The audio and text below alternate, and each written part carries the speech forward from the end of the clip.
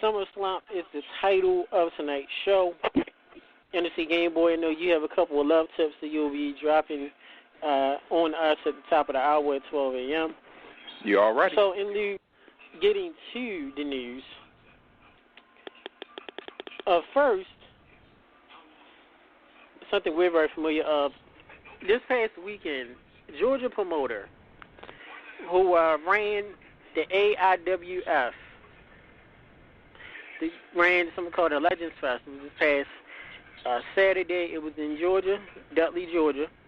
This show was big, had a big Legends Fest, and had a big card. The likes of former guests and friends of ours, Ricky Steamboat, Larry Sabisco was on the card, Tracy Smothers, Del Wilkes, the Patriot, One Man Gang, Tico Scorpio, Ronnie Garvin, Tully Blanchard, Arn Anderson, Paul Orndorff, Ole Anderson, so forth, so on, $1 Million Man, Teddy DiBiase, so many people, Brian Blair, all was on this card, and apparently the promoter stiffed them out of their pay and did not pay them any money. Del Wilkes, I did talk to Del today. He wasn't able to come onto the show. Shout out to Del. He is on vacation right now. But I did talk to him today and yesterday. Did talk to Tico Scorpio as well. Definitely sent out how they just very disgusted. A lot of people didn't get paid. And it said that, Aggie Mark, I know you have a background of knowing about promoting shows, promoting. Yeah, rule number one, okay? For one, that's bad booking 101 for starters, okay? Because all the names you just mentioned, okay, the main people that are going to come out for that are going to be over the age of 40, okay? Because those names haven't, and I'm friends with a lot of those guys. But we all are, right. But to book so heavy with guys over the age of 50 and 55 and 60, you've got to use guys like that differently. You bring in people like a Steamboat, and maybe one other guy to do a meet and greet, to bring people in your door sooner, okay? If you're doing a fest like that, you got to co-promote it with another fed. That way you both can absorb the cost, because you're not going to make your money back until after you start selling some of the autographs on the secondary market. Okay? That's how you make money, people. You don't make it all at the gate, okay? What you do is you get all these superstars to sign an additional 50 autographs, you negotiate it, and then you have an additional 400 autographs that you can sell on eBay or Amazon for $30 to $50 a piece, times 500, and now all of a sudden you made well over an additional $5,000-$6,000. It's something we definitely are familiar with, and it's a Game Boy on the other end. I'm gonna read this card to you because I think Tico Scorpio texted me the card, the actual poster. And we in the know in the business definitely know, when I read this match listing and this time, we already know, like you said, Angry Mark, this is just set up for failure. Meet and greet was from 12 p.m. to 5 p.m. Dr. Tom Pritchett seminar was from 3 to 5. Bell time was 7. So, you have on here Arn Anderson and Ole Anderson, Paul Orndorff, Tully Blanchard, Teddy DiBiase, and Nikita Koloff, Tully Blanchard and Barry Windham, Bob Armstrong, Ron Simmons, Dutch Mantel Raven, Ricky Steamboat, Larry Sabisco, All the Demolition, Sabu, Tracy Smothers, Sonny, One Man Gang, Ronnie Garvin, and so forth. And then it says plus 9 huge matches. And like you're saying, Mark, these are people, if you're under the age of, 32, 40, you may not even know who these guys are. You're not selling any ticket for that, worth a shit. Okay, that was piss-poor booking. That lineup there cost, with travel, in excess of $11,000. Okay, $11,000.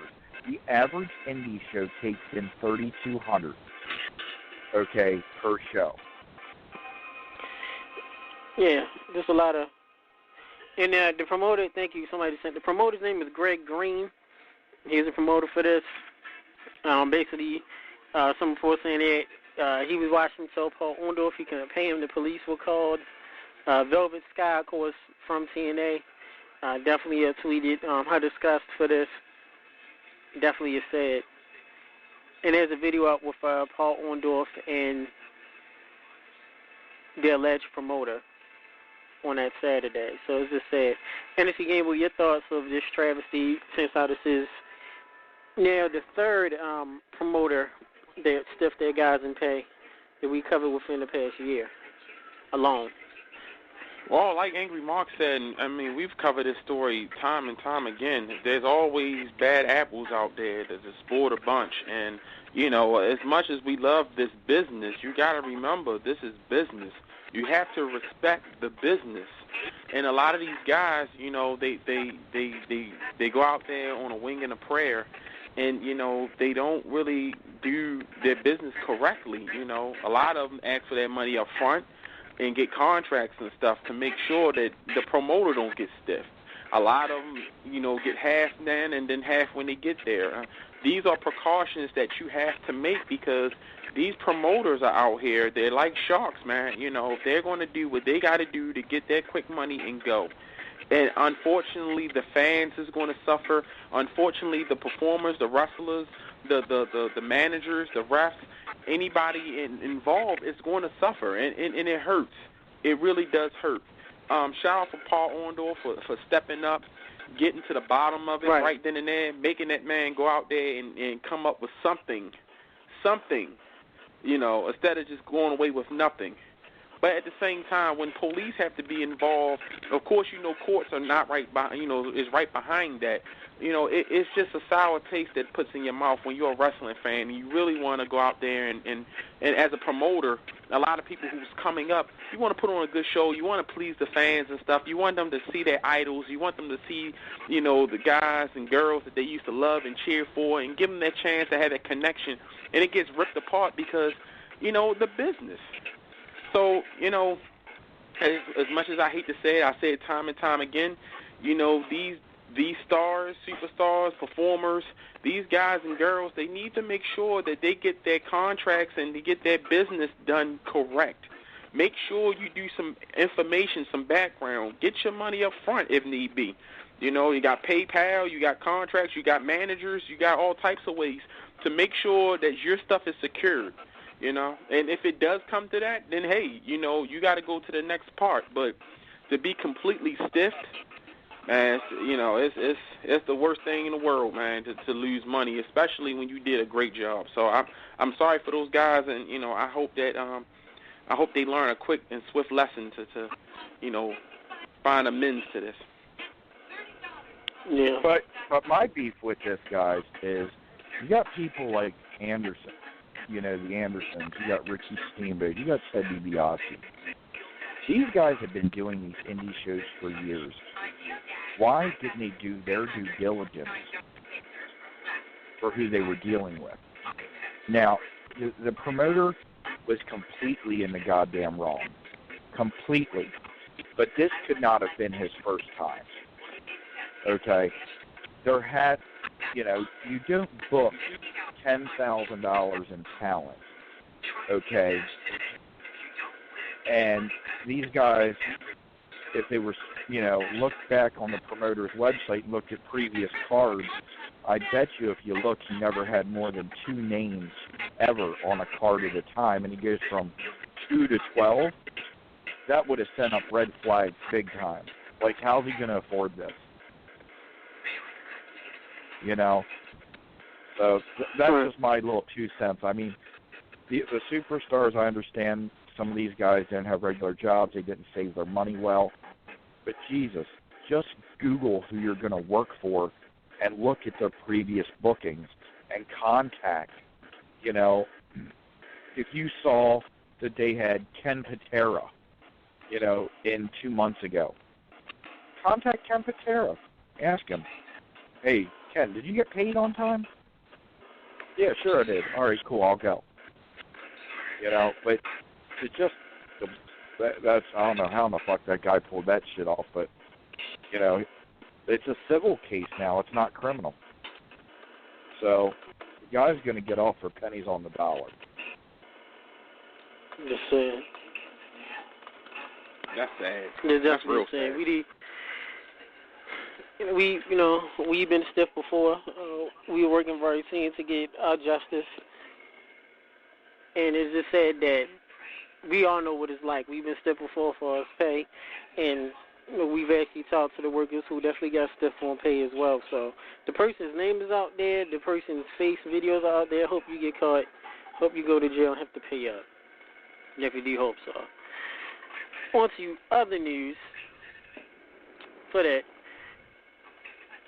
Shawn Michaels, good old HBK, is now a full-time coach at the NXT Performance Center. Pretty sure this is news to some. Kind of saw this happening. So you, NXT Game Boy, your thoughts on HBK being a full-time trainer at NXT? Wow. I've heard rumors that he was doing some work with WWE. I didn't know he was actually doing some coaching. That's kind of a good thing, and I think it's kind of a bad thing. The good thing is, Shawn Michaels is one of the greatest wrestlers that ever laced up a pair of boots, especially of this generation. The bad thing is that a lot of these great wrestlers that's coming up, a lot of these kids that's in the business and stuff, they need to find their own image. And I think that you're going to get a lot of people who's going to imitate and try to recreate a lot of what Shawn Michaels is telling them and not really apply it to themselves. You're going to see more clones than a lot more people just going out there being themselves, because we live in an era where people just want to follow the next big trend instead of becoming a trendsetter. Like Daniel Bryan or Bryan Danielson, whichever one you want to call it. He's somebody who set it a trend, even though he was coached by Shawn Michaels. So, it's kind of a good thing, but it's also, to me, with this generation, it's kind of bittersweet because, like I said, I don't know how these guys think. It's too many clones out there, and if I see more stars trying to be themselves and trying to emulate and take certain features from Shawn Michaels and his teachings and add it to themselves, I'll be a lot more happy. This was 10 years ago. 15 years ago, him doing it on the main roster on the back like that, OVW or something, I'd be a lot more happier. But nowadays, it's good to know that he's back, but, it's just, I don't know. It's bittersweet, so. So, we got you here, brother. Welcome. So, your thoughts, HBK being full-time trainer at NXT, and then Iggy Mark can give his thoughts. Hey, sounds good to me. I mean, he knows what he's doing, and he can help those kids. So, as long as we don't get another Dolph Ziggler, I'm good. Haven't we all seen enough super kicks as it is? Just on Raw, SmackDown alone, everyone's doing the super kick, not to add indie shows or RH shows of TNA. So now you got McMichaels, yes, we call him McMichaels, due to a botch Jim Ross said on his show on WrestleMania, being a trainer. Will we see even a more influx of super kicks and sweet chin music? I actually like the idea. I'm not too worried about them being clones of Michaels. I mean, Michaels has to be one of the top 3 workers in the ring of all time. Stretching to saying top 5. But his ring psychology is great. And I think, who better could you have? Right now, Michaels, who still could go in the ring. He still could get in the ring and go. He's not one of those legends that, that all he can do is tell you about what they do in the ring. He actually can get in the ring and help show you. So I think it's a good idea. I think it is. Angry Mark? Okay, well, let me squash this for you guys. All right, Shawn Michaels is temporary. Okay, there's 2 reasons he's been brought in as temporary. Okay? Terry Taylor underwent neck surgery. Okay? So, that's number 1. Rooster. Okay, number 2, WWE is approaching some of the biggest names out on the indie scene. and in other federations, and they want them to go to NXT. If they're able to tell them that Shawn Michaels will be one of their trainers for the rest of this year, they are more inclined to sign with the E. But let me squash this. Shawn Michaels will not be a full-time, year-round trainer in NXT. This is a favor that he is doing for Triple H. That is it. So, okay. Yeah, so like just dirt sheets are getting this shit wrong. They just need to look a little bit more before they hit the enter button. For their fucking clickbait.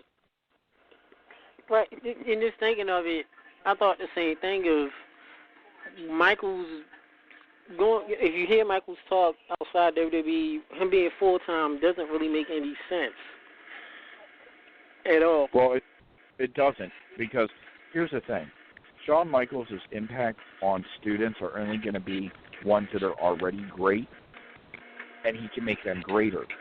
Shawn Michaels is useless for the new kids coming in, okay? Shawn Michaels is going to be training the experienced upper echelon indie guys to get them better. Charisma, microphone, in-ring psychology, that is what Shawn Michaels is going to do. He's going to, because this year is very crucial for NXT and WWE overall. So how do you get these guys to sign in NXT? Well, you tell everybody that they're going to train with Shawn Michaels. And they're, automatically that just gives NXT more credibility. Okay? Because if you really look at it, the trainers in NXT aren't necessarily, there's a couple, like Sarah Del Rey. No, Miss Molly. Right? She's world class, okay? For the women. Besides that, tell me somebody that is working NXT that is a former world heavyweight champion, intercontinental champion, that was the full package that NXT has as a trainer. You can't name any. Okay? NXT is filled with a lot of solid trainers. Shawn Michaels, now he is a superstar. He's a superstar trainer. Now all of a sudden it takes NXT recruiting to a new level. This is just like college football, people. Shawn Michaels is a fucking recruiting tool. That is it. Okay? If you're thinking about going to New Japan, or you're thinking about going to Ring of Honor, or you're thinking of going to Lucha Underground, or wherever it is, now all of a sudden WWE, NXT can say, we have Shawn Michaels, and you don't. So that's all this is, fellas. So for all the marks out there like, oh my God, it's Shawn Michaels, woo woo. Yep, all right, cool, great. Think that, he'll be gone next year. Bye.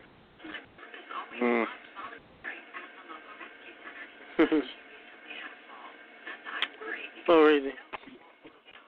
As we thought, Michaels will be part-time.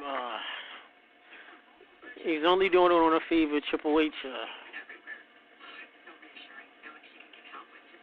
So, that being said, moving on to TNA. TNA has a new title, and their belt has, air quote, MMA rules attached to it. Before we get there, I know Toph, I know Angry Mark, we already discussed this in Wrestling Black and White about Lashley being the Triple Crown champion, meaning that he's not only the heavyweight champion, but he's also the X Division champ and King of the Mountain. He holds all three major belts at the same time. And if you Game Boy, your thoughts on one of Lashley, were you ever a fan of him, and your thoughts of him holding all the three major singles titles in TNA? Well, don't that kind of matches us winning at the Olympics? I think what it is that, Bobby Lashley is one of the most credible wrestlers in TNA. He's their Brock Lesnar. And the thing about it is that, there's not too many guys in TNA who can, visibly, successfully defeat Bobby Lashley. And it would make sense for him to dominate. It would make sense for him to just go on a rampage and get as many titles as he wants, because he can do that. And, as far as that MMA title thing, I'm kind of on the gate with that one.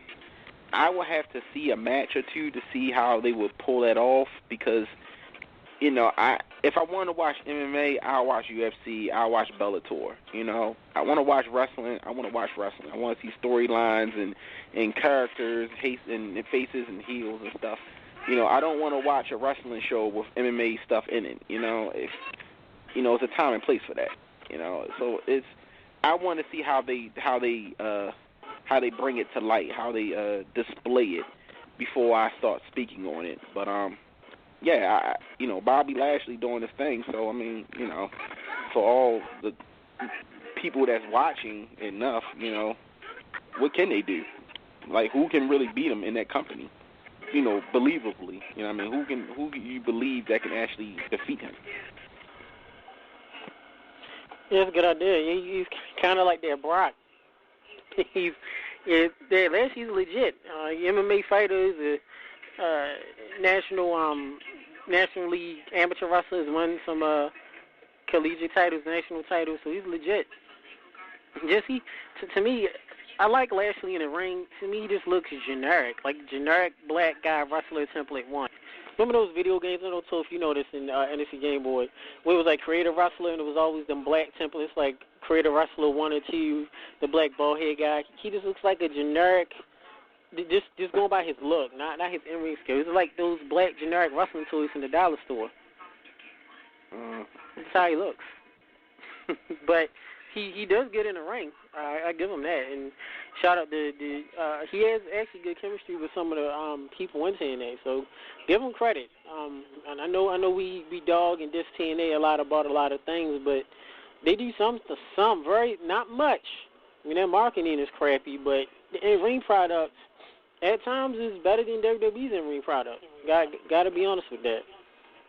Angry Mark, I already know what you said about Lashley. I know you never was a big fan of him. Well, all right, so Bobby Lashley. Now, let's call a spade a spade. Bobby Lashley has the charisma of paint dry. Okay?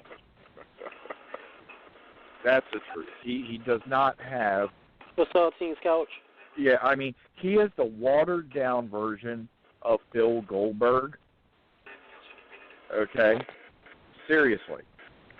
As a wrestling performer. Okay? And somebody please tell that man that headbands went out in the 80s. Yes. I was going to say okay? that. I think what happened was TNA was facing an affirmative action lawsuit, and they decided what better way to make themselves look good than to give the big black guy all the championship belts. Yeah, because I mean, think about it, guys. From a booking standpoint, what sense did it truly make to put every belt? What logical fan, out there is really going to believe Bobby Lashley carrying all 3 belts? It wasn't even a good marketing angle. You know why? Because they didn't market it. All right? When you do shit like that, you got to push your marketing. TNA didn't. TNA can barely push out a fucking poop in the morning. I'm glad you know it's that flatulent. Well, what I like about it is, when I was growing up as a kid, like in the late 80s, early 90s, all the wrestlers had names. Not like their name, but like, nicknames. The Immortal Hulk Hogan, the Nature Boy Ric Flair, the Narcissist Lex Luger. Every wrestler had like this nickname that kind of like, summed up their character. And yeah, a few wrestlers have that today, but for the most part, a majority of wrestlers today, they're just known by whatever they are. Kevin Owens, Sami Zayn, Seth Rollins, whatever. Like they don't really have like nicknames. You know, what I like about this is Bobby Lashley's name is literally the Destroyer. That's what he's called, the Destroyer. So he's going to like each division and he's conquering everything. So when I think about it like that, from a character standpoint, I'm like, it's cool because his name is the Destroyer and he's destroying the divisions. As an example, in WWE, they call Bray Wyatt the Eater of Worlds. But I feel like that name makes no sense because what does Bray do to really live up to that moniker? Like, what has he done to be the Eater of Worlds? If the Wyatt family, like if Luke Harper and Eric Rowan were tag team champions, and say Braun Strowman was like IC champion, and Bray Wyatt was WWE, if they all had like all the belts, then that name would make sense. Like, it's a cool name, but like the character, the nickname doesn't match the booking.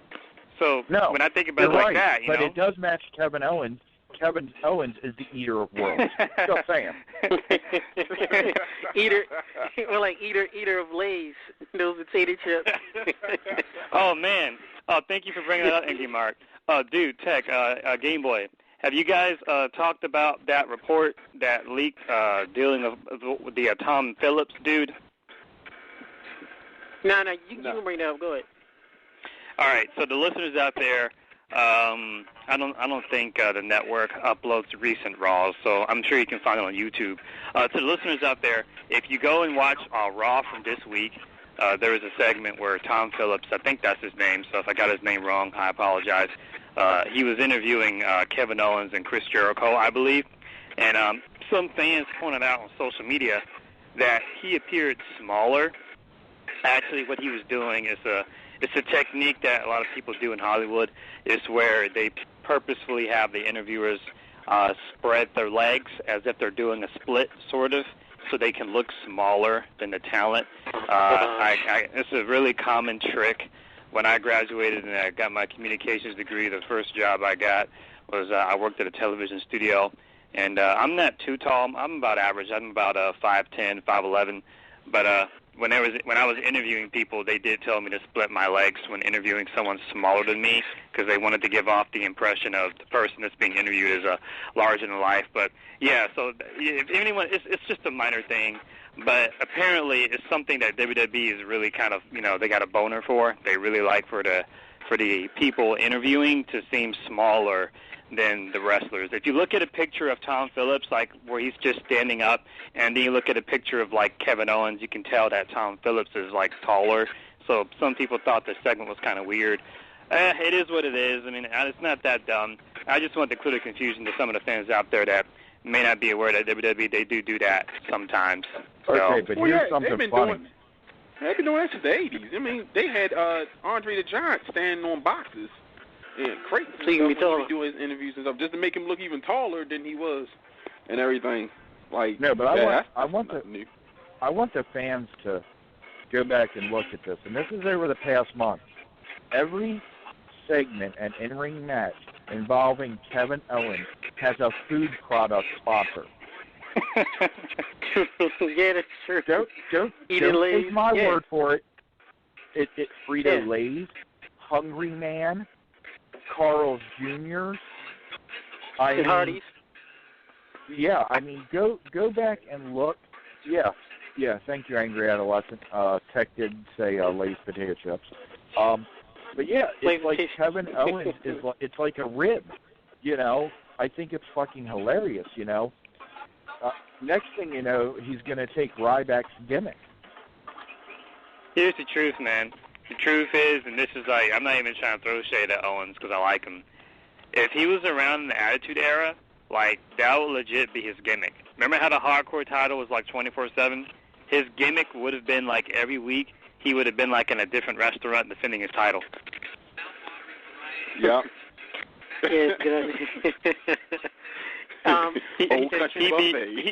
He'd be in Shoney's one week, he'll be in Shoney's one week, and then Crash Holly would attack him. Then, like, the next week, he'd be, like, at Golden Corral, and then, like, Taz or Hardcore Holly. Bob's Big Boy. That would be funny. Roy Rogers. You know, they could do that. They could have Kevin Owens defend that in like defunct restaurants that are not around anymore. It would work, man. He would be over. Those fans would eat it up. Angry Mark, I know you're the older one right now on the panel. Talk about some restaurants that was around back in your day that's not around anymore, like drive-in movie theaters and. That's fucked up. Well, let me think here since I'm so old. 59-cent cheeseburgers from McDonald's. I know okay, Bojangles used to be around. Yeah, yep. And I remember George. Sizzler. Yeah, Sizzler. Yep, Sizzler. Cheese. Oh, yeah, yep. Cheese down in Timonium. Yeah. Oh, for real? Yep. Yeah, wow, I there's didn't know that. yeah, in Timonium. Oh, okay. Trying to think here. Oh, Jesus, it was a Horn steakhouse. It was, Horn and Horn, all you could eat buffet. Horn and Horn. Mm-hmm. You know? And, there was a burger joint. What the hell was it called? Fuck. I know Chicken George was one of them that went out of business. I mean... Yeah, Chicken George. Mm-hmm. You know, but... Somebody sent me something, Burger Boy Foodorama. Where is that from? All American Burger. Dee's Drive-In. Geno's. I don't know. Yeah, Geno's. Shout out to Geno's. Well, since you're talking about Raw, I didn't get a chance to watch it and everything, but I did hear that it was a segment or something with Seth Rollins. I know you talked about earlier in the show. Did he get hurt or something? Yeah, for some reason the fans think they got such a clean Church's Chicken, which still is running big in Atlanta. Oh, I was going to say Church is still running. It's still running. Yeah, Church is still big down here. Yeah. Mhm. They get robbed all the time, though. You want some of that chicken? Steroids. Apparently, thanks to Everton Queen, who did send us the video, for some reason on Raw, a fan ran in doing Seth Rollins while he was doing his promo in the ring. This obsession of people running in doing Seth Rollins' entrances or promos, I'm not sure. There's a picture Everton Queen did send us to us of the fan actually getting put in the headlock and getting taken down to the mat. Game Boy, your thoughts of fans, of course, interrupting Seth Rollins, and of course it's stupid. And then Angry Mark, of course, give your thoughts. I've said this time and time again, and I'm going to make it real short. If you disrupt the show by jumping in there with your friends, or you want to, disrupt the program and everything, you deserve everything that comes to you, and that's both physically and financially. It's very dangerous when you jump across that rail, because you're now putting your life and the performer's life in danger. And we live in a time where there's a lot of diseases, where there's a lot of terrorist attacks and stuff. And, these guys and girls go out there day in and day out, every weekend or whatever, in different promotions and different federations and stuff, to give, people a decent show. And here you go, want to jump out there and disrupt it because you want to get a selfie or you want to tell your friends a funny story. Well, guess what? Nowadays, you're getting your ass whipped. And a lot of times you're going to jail, and you're getting a big-ass fine on top of that. The WWE is cracking down on that stuff. And what they're trying to do, from what I last heard, is that they trying to make it then it become like a felony, which would be very heart-wrenching for some people, but they deserve it. You might jump across there and find out you was HIV positive and scratch somebody, and then, you know what I mean? Or you got the Zika virus or some stuff like that. I'm like, you never know. And I don't blame WWE. I don't blame any indie promotion. I don't blame any promotion or federation for taking precautions. The boys in the back, the girls in the back, they must be secure. They must be safe. This is an entertainment show. This is not something for everybody to jump in and, it's not Simon Says. It's very dangerous. And if you're going to cross that line, be prepared for all the consequences that come with it. So, I hope that he stepped it up and everything, but the last time I've heard about it, I heard that they were trying to find out. I know certain states and stuff, it's just a misdemeanor, a little fine, and a little bit of jail time, that's it. But they're really trying to look at it toward almost like a felony because, these people coming in and interrupting the show and stuff, you don't know what any of these people got, knives, guns, they do security checks and stuff, but, that security checks is bullshit in certain places, certain arenas and stuff, It's not like, top flight security or whatever, it's just good enough because it's a wrestling show and people don't think that a wrestling show is going to be a lot of dangerous individuals, a year ago we almost had a terrorist attack at one of the pay-per-views and stuff, It's just, it's kind of like a fire drill, like, every time you jump that thing, they got to take those precautions because you never know when it might be somebody pulling out a gun or something and really doing some serious harm. Yeah, that is true. It's see, I would like it if it was back in the day where if you jump the ring, the wrestlers can knock the crap out of you.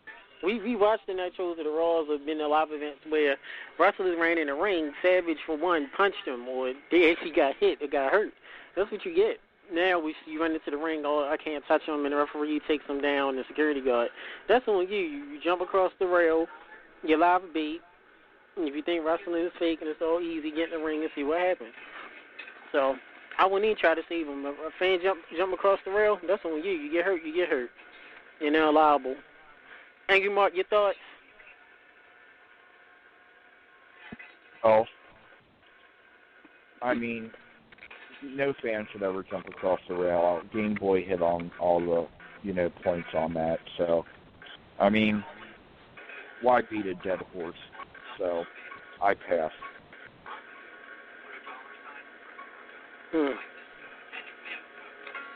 So, yeah. Seriously, all I'm going to end up saying is the same shit, just different wording, So, I'm not going to tie up our time, for 5 minutes talking about that. I got beer to drink. Pray for your liver. Definitely. But at some point during the show, I have breaking news. So at some point during the show, in between some topics, feel free and ask me. Oh, sure. No problem, Angry Mark. We'll definitely have your breaking news. Let's talking about it. We're going to bring it now real quick. Of course, good, great correspondent, Patricia Queen, who wanted to come in and say a few words. Welcome. Hey, guys. How are you? Hey, sweetie. How you doing?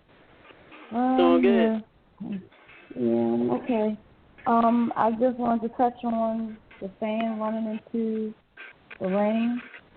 I got that message. I was sleeping and happened to wake up and saw that the message from you saying when the fan ran into the ring. And I'm like, what the hell? So it did look kind of funny if y'all did watch it, how the camera zoomed up real close up to Seth's face, and then when his face went like he was in a trance and turned, that's when the fan had ran in. They actually have the videos out where you can actually see the whole thing. Seth standing in the ring talking, saying what he had to say, and you could see the fan run past him, but it got bleeped out, but Seth was like, what the hell? And that's when he turned around and looked and was like, and they had to pick up and say, look, he's in a trance. Was that the Demon King? Fans, please. There is no, don't do that. It's not cool, because it's going to be one of them times, one of those superstars is going to cut your head off. Y'all keep running into the ring. It's not safe for them. It's not safe for you. You are going to be the one that's going to end up behind bars, not them. So please stay out of the ring. If you want to be in the ring, go to a school and get training. If you want to be a wrestler, go to school and get training. Don't just run in there. It's not cool at all. Hey, how are you doing tonight? I think that's more important than the ring stuff. How are you doing? How's the Afrocentric knee? Well, I mean, I'm doing this because I'm trying to, keep myself distracted from thinking about it. But with me, I did surgery and went well, and still have a lot of swelling, a lot of fluid in my legs and everything. They're trying to put me on different pain management regimens to try to get the pain under control. This is the reason why I'm still sitting in here, because the pain is not under control just yet. So hey, are the drugs good? They can hit me one way or the other. That's not. What are you laughing at, G-D? Yeah, that's a good question. Hey, I ask the hard questions. This is not just pick on Accidental Queen. I'm in the hospital. They're doing it. They're trying to do their job. No one's safe. They're trying to do their job. Well, by the sound of your voice, the drugs are good. Oh, yeah. Shout out Afrocentric drugs. Oh, yeah, well. Hey, if you Afrocentric Queen night. If you need me to come down and put a 12-pack of Budweiser in that IV bag for you, I will do it. I am there for you. I do not drink. No, so we put in your IV. Good. You'll never even taste it, but man, it'll feel good. No, I do not like beer. Beer is nasty. Okay, Toph, can you send Patricia Queen some apple juice from Atlanta? I don't like apple juice. You do not need her getting the shit. Yeah, no. I don't like apple juice either. That's wrong. On so many levels. What do you like? You eat water? Grape juice? I love water. I drink water. I drink Kool-Aid, orange juice. Kool-Aid? Kool-Aid or Flavor Aid? No, the real Kool-Aid. I don't do that Flavor Aid stuff. That stuff is she doesn't do the grape drink, okay? She's black. Everybody black does the grape drink and the orange drink and the strawberry drink. Oh my Lord! Get it right, Toph. Oh. Not falling for it. Not falling. Toph is like, nope, but I did use powdered apple juice. Powdered apple juice? Yeah, you want to tell those about that Toph powdered apple juice? Sounds like a date rape joke he's talking about. Ask Saltine about that. Yeah, but speaking of which, we don't know where the heck Saltine is at. Probably busy. Hopefully you're all as well, Saltine. I know times get tough. Summertime is starting to dwindle down, so I know he's trying to get what we call NFC Game Boy, the achievements. Trying to get all the achievements for his basement and the basement girl. So she looks so. Well, guys, here's what I know, and you guys know that Saltine and I are super tight. We're on the phone all the time. Here's what I can tell you. Saltine is changing inventory tonight. Okay? So, for anybody down, Light Street, Platt Street, please go back in your home. Please go back in your home. Watch out for a gentleman that looks like Webster coming down. Okay? If you see Webster, please do not approach. Okay? And, he has Happy Meals with him for all the 19-year-olds and older. Okay? And, if you see a white rag in his hand, I'll give you a hint. It's not a tissue. It's not at all. And if you're 18 and over, he has the powdered meat cans right in his pocket.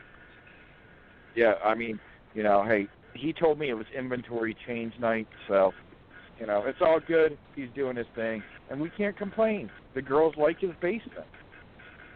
Yeah, you do. Salty basement. Hey, that's not all I heard. It's not. Y'all crazy. I'm sure. Yeah, Salty. I'm not even entertaining that one. We do want Believe me, when I heard Tex say the word salty, I kept my mouth shut, if you know what I'm saying. Yeah. Oh, and please, women, if you see Saltine in your back door trying to creep through your attic down at Fleet Street, please keep your feet covered. He's not an attic guy. He is a basement guy. Oh, my Lord. What the hell? Come on. Yeah, anyhow, what the hell is right? If you're going to tell people it's M.O., get it right. Mm-hmm. Oh, I got it right. I just don't want to put them all out there. So does any future Saltines in the world, make sure you keep your feet covered. The end. Yeah, so please, everybody tweet Saltine and congratulate him on refreshing the inventory. Great guy, deserves it. No. We do want to give a shout out to a good brother of ours in the radio world, our buddy Mike, who had him and his wife just brought in a big old bundle of joy. Baby Alice was born today, so we do want to. Born yesterday, so we do want to give a shout out to Mike from Midnight's Jury podcast. Great buddies of ours, great show. So I want to give Mike and his wife and newborn baby Alice a shout out. So very proud of him. You think if you guys think Toph and Ingrid Mark is very opinionated, wait till you hear Mike. We'll definitely bring Mike into the show soon, but one of the most opinionated men that we know. Me and NSC Game Boy found that out right offhand. Yeah, he's a cool guy, man. Respect him highly. You know what I'm saying? Good guy. Now, thank you, fan, for sending this in, James. Details on that TNA new title. I believe the TNA new title used to be the King of the Mountain title. Do you remember, fans, that belt has changed its name at least 6 times in the past year? It's called the Grand Championship. So far, the rules are as follows. It will be an 8-man single elimination tournament. The new rules will apply to will be 3 timed rounds. Basically, it's a UFC-style match. Team of judges to award the win based on points if the match goes the distance. More news on that soon. And I also want to say, in the middle of the year, I believe it was April or May, Angry Mark broke the news here on Under the Mat Radio and on Wrestling Black and White that who was going to be the president of TNA? Oh, yeah, by the way, Billy Corgan. Angry Mark broke the news back in May. I believe it was in May. That Biggie... to be correct, what I did announce was not only was Billy Corgan going to be one of the purchasers of TNA, but I also said that there was a contract in place that if Dixie Carter did not meet requirements for ratings with the product, that she would be removed from president of the company. And my timeline was literally within 5 days, guys. So, for all the haters, keep hating, bitches. As always, Angry Mark breaks the news. We break news. People don't want to believe us. And it happens. And then you're salty. So, that being said, Angry Mark, it is about the top of the hour. Before NXT Game Boy, we go to the Love Tips segment. Angry Mark, I do know that you have some breaking news. I do know that you have to skedaddle very soon. So, go ahead, Angry Mark, and breaking news. Well, here's what I can tell you.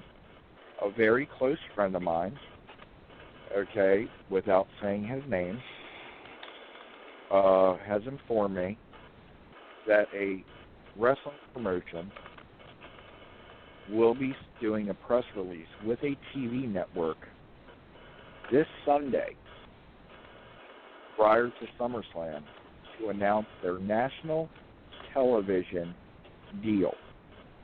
We are going to have people a 5th wrestling program airing nationwide. There will be another choice for fans. I can 100% confirm that this story is accurate, okay? And I'm trying to make arrangements for after the press release to have one of the producers of that show come on Under the Mat Radio within the next 2 weeks. Okay. All right. That's what's Great up. news. Definitely can't wait. Definitely cannot wait. A new wrestling promotion on TV. Wow. Definitely can't wait for that. New promotion also means we get to watch some other than Lucha Underground's great, other than WWE, Ring of Honor if you can. So I definitely excited about the news of this new promotion. Angry Mark will be breaking the news once he can. Now, Yeah, so on to what, no, I'm sorry, yeah, go ahead, so, Angry Mark. No, so I'm going to be hanging around to about 12, 20 people. You know, I if you guys already didn't hear, I did break the news that the WWE is running a female version of the Cruiserweight series. The announcement will be coming later on in the fall. Okay, I've been leaking some of the names that have been contacted on Way Too Real the past 2 nights. Okay, so everybody, right after the Cruiserweight series is done, be ready for the announcement of the female series that'll have 16 of the world's top female wrestlers. You know, so enjoy it. Wow. Okay. Big news, definitely. Can't wait to see that. Very interesting to see their female cruiserweight. I can't wait to see that female version of the cruiserweight. Yeah, that's challenge. why Nia Jax had to be moved to Raw.